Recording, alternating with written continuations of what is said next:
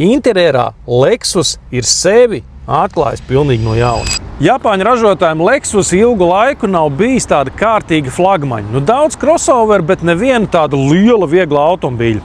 Un šis ir jaunais Lexus ES, kurš būtībā aizstāja gan LS, gan ES modeli. Un turklāt, pirmoreiz mūžā ir arī elektrisks. Paskat, mums ir durtiņas sānos, un mēs varam braukt gan ar priekšējo, gan visu riteņu piedziņu. Man ļoti patīk, ka Lexus šoreiz nav bijis sevišķi kautrīgs un uztaisījis to automašīnu tādu pamanāmu un ekstravagantu.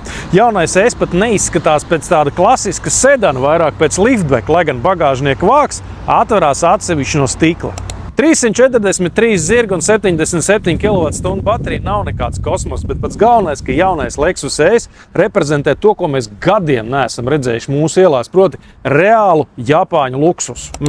Bet salons arī citāds nekā Lexus crossoveriem. Šo to pazīstam es redzu, bet pārsvarā viss stūra, ekrāni, arī vidus konsoli, viss ir iekārtots pilnīgi no jauna. Varētu teikt, jā, interjerā Lexus ir sevi atklājis pilnīgi no jauna.